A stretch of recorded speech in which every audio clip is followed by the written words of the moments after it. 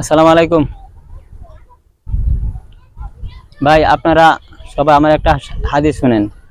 আল্লাহ তাআলার ঘোষণা, আল্লাহ তাআলা ঘোষণা করে দিয়েছে, হুজুর পাক সাল্লাল্লাহু আলাইহি ওয়াসাল্লাম ইরশাদ করেছেন যে হে আদম সন্তান, তোমরা যদি সুখ শান্তি পেতে চাও তাহলে 5 ওয়াক্ত নামাজ কায়েম হইরা আমার বিধান মতো চলে যাও, তাহলে আল্লাহ তাআলা ঘোষণা করছে যে আমি সুখ শান্তি দিব। আর যদি তোমরা যদি নামাজ ছাইড়া দাও, আমার ইবাদত যদি বাদ দাও, তাহলে আমি তোমাদেরকে কি করবো, শত শত পেরেশানিতে ভর্তি করে দিব। আমরা কি বুঝলাম যে আমরা যদি নামাজ ছাইড়া দিই আর আল্লাহ তাআলা ইবাদত যদি না করি, তখন আল্লাহ তাআলা আমাদেরকে কি দিব, পেরেশানি দিব। যত ধরনের পেরেশানি আছে, যত সমস্যা আছে, সমস্ত সমস্যা আমাদেরকে ডালিয়ে দিব। কি কারণে? আল্লাহ তাআলা আমাদের উপরে কোনো জাবির নাই, তা আল্লাহ তাআলা ঘোষণা করে দিছে। যেমন ভাবে একটা উদাহরণ আপনারা বুঝবেন, যেমন বাপ মা বলে সন্তানরে, তুমি যদি আমার কথা শোনো, তুমি যা চাইবা তা দিয়াম।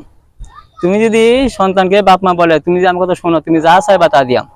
আমি তো হরু ফাস্তাহাম, কিন্তু তুমি যা চাইবা তা দিয়াম। আল্লাহ তাআলা বলে, হে বান্দা সকল, তুমি যদি আমার ইবাদত করো, তে তুমি যা চাইবা আমি তোমার তা দিয়াম। আদি ইবাদত না করো, তাহলে কি করো, তাহলে আমি কি করাম, আমি তোমাকে আমার হল হইতে ছাইড়া দিয়াম, তখন তুমি দুনিয়া হইতে কামাই করে লো। এই কারণে আমার যে কথা বলছি, আমার মন গড়া বলছি না, হাদিস থেকে বলছি। আপনার যদি ভালো লাগে এই কথাগুলি খেয়াল করে শুনবেন।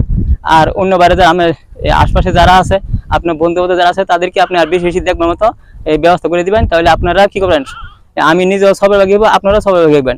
আসসালামু আলাইকুম।